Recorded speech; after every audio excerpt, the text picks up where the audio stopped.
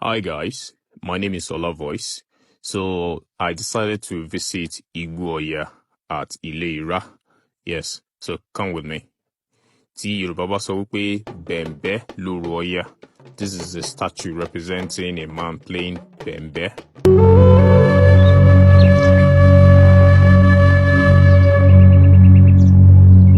As a screenwriter, an actor, and also a director, adventure is one of my favorite things to do because I believe it adds to my wealth of knowledge about things I know before and things I do not know at all. So here at Igboya, we have the statue of Egun Ologbojo. Tí Yorùbá bá sọ pé Ologbojo bàbá Egungun. This is a statue representing Egun Ologbojo. You can see the goats and the cockerel by the Ologbojo. So guys, something got my attention while I was looking at Egun Ologbojo, and that is Peregun. Bẹ́ẹ̀ni, Yorùbá ní ọdún òní dún kí Peregun mọ́ máa wọ̀ tuntun bọ̀ wálé ayé. Peregun is a highly iconic and sacred plant in the Yoruba tradition. Usually, you see it at land borders. Peregun is used to demarcate land borders. Also, wherever you see the Peregun, it is also possible that place is a shrine or a holy ground or used to be a shrine. Yes, those are the places that you're likely to see Peregun being planted. That is different from different herbal usages of Peregun.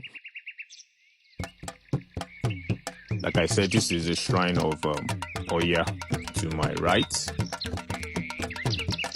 So this statue here is representing Yeye herself, Oya Oriri, the goddess.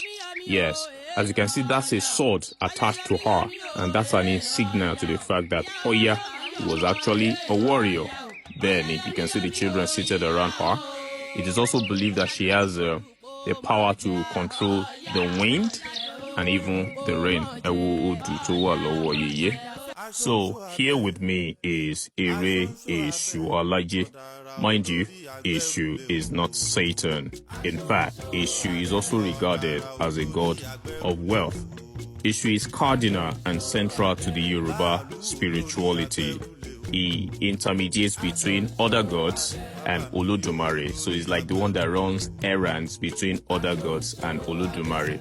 And that is why if you go to any shrine, usually there is always a corner dedicated to Eshu. Additionally, this statue represents Arugba Oya. Bẹ́ẹ̀ni, ọ̀pọ̀lọpọ̀ wa la mọ̀ Arugba Ọ̀ṣun. Bẹ́ẹ̀ni, Arugba Oya náà wà.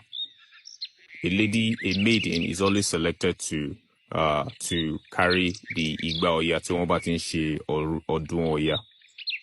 Here, guys, is Ẹran Igala. That's the antelope. The antelope is also central to the worship of Oya.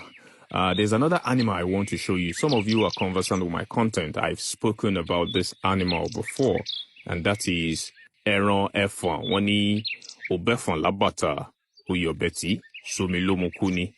That's the buffalo. The buffalo is also an animal that is associated with the worship or the person of Oya, and that is a statue representing the buffalo. There's more to say, which I am going to bring across to you in few days to come, but before then, Irra.